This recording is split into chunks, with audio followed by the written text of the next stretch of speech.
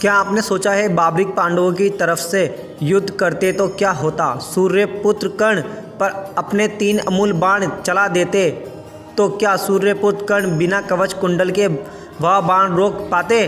तो आइए जानते हैं। तो दोस्तों, अगर आप हमारे चैनल पर नए हो तो हमारे चैनल को सब्सक्राइब कर दीजिएगा, बेल आइकन बटन दबाना ना भूले। तो चलते हैं आगे। कहते हैं बाबरिक को बचपन से ही धनु विद्या में रुचि थी दोस्तों, जिसके चलते उन्होंने भगवान शिव की तपस्या की। भगवान शिव ने प्रसन्न होकर उन्हें अमूल्य बाण दिए और यह बाण इतने शक्तिशाली थे कि बाबरिक इन बाणों से पूरे महाभारत युद्ध को समाप्त कर सकता था। जी हाँ दोस्तों, भगवान शिव ने यह 3 बाण देते हुए कहा, जब तुम इन तीनों बाणों का उपयोग करोगे, जब तुम पहला बाण उपयोग करोगे तो वह बाण शत्रु दलों को चिंतित करेगा, फिर दूसरा बाण उन लोगों को चिंतित करेगा जिन्हें तुम मारना नहीं चाहते हो। जी हाँ दोस्तों, तीसरा बाण जैसे ही तुम चलाओगे वह तुम्हारे पहले चलाए गए चिंतित बाण को समाप्त कर देगा। इस तरह से बाबरिक के तीनों बाण प्रकाली थे, लेकिन भगवान कृष्ण को यह बात पता थी, यदि बाबरिक युद्ध के मैदान में कौरवों की तरफ से लड़ा तो पांडव कभी भी युद्ध नहीं जीत सकते, क्योंकि बाबरिक ने युद्ध से पहले यह वचन दिया था कि वह उसी पक्ष की तरफ से युद्ध लड़ेगा जो पक्ष युद्ध में हार रहा होगा। जी हाँ दोस्तों, जिसके चलते भगवान श्री कृष्ण ने उसका सर दान में मांग लिया और बाबरिक ने महाभारत युद्ध में हिस्सा नहीं लिया।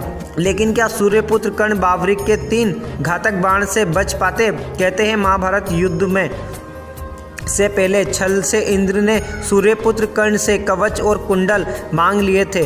जी हाँ दोस्तों, जिसके चलते बाबरिक आमने सामने होते तो कर्ण के पास उनके कवच और कुंडल नहीं होते तो बाबरिक के 3 बाण कर्ण को मार नहीं सकते थे।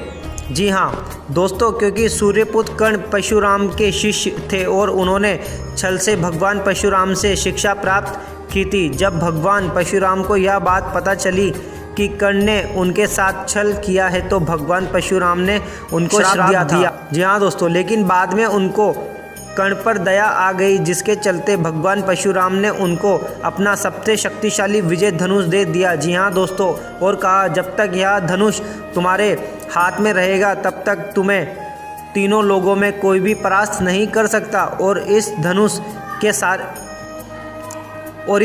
के सारे चलाए गए साधारण बाण भी कई गुना अधिक शक्तिशाली हो जाएगा।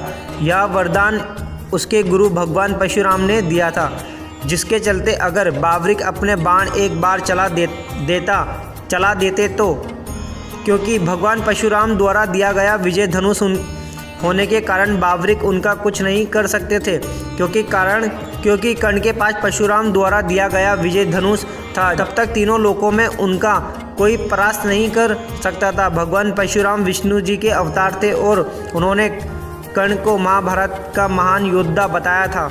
अर्जुन ने भी कर्ण का वध तब तक कर पाया था तब वह निहायत थे और उनके हाथ में उनका विजय धनुष नहीं था।